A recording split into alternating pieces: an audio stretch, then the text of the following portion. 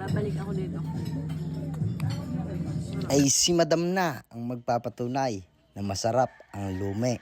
Dine sa Castiel Bagbag Lume House. Ay kung iyong itatanaw kung saan aray, ay di dinay si San Salvador, Lipa City. At ang daan niya naman aray, dine ang labas sa may tangway. Sana'y iyong matukaw at nang iyong matikman ang lumi dinay. Ay nung unang pumunta ako, ay di ang aking tinikmay. Tiyamay tamis ang hang. Ay ngayon na may sinubukan ko ang lume, aba ay talagang pag hindi ka nasarap ay huwag kang magbayad. Ay pero sa kalase ko na may baka sabihin mo pa'y isa pa ngang take out para sa aking mga magulang. Ay yung punta nga naman namin din hindi ko inaasahan. Abay may dalawa pang soft drinks. Ay katuwa ni Madam.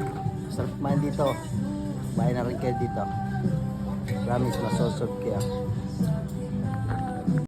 Ay di ari na nga't nagpatuloy na ako sa aking pagkain at aking ninanamnam ay goods sa goods. At kung i-rate ko ay 10 out of 10. Iba't ibang klase ng topping. Mayroong chicharon, bula-bula, atay, itlog, tapa, at pritong ulam. Abay ang lasay solid, ika nga naman. Malinis at yun naman ang ating hanap. Ay kaya ako sa inyo ay inyo nang puntahan. Hindi ako nagbibiraw.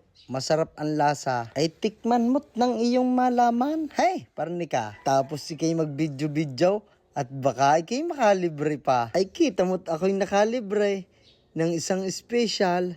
May kasama pang soft drinks. Ay kahit late na si Madam, ay hindi maaring hindi patitikman. Ay ang sabi nga niya ay ari aking babalika. Kaya kung ako sa inyo'y inyo nang puntahan ay ari ang minaw, baka iyong matipuhan. Tapos ako may nabidyohan, aring si kuyang nagpiprito ng laman ay siya iyong puntahan.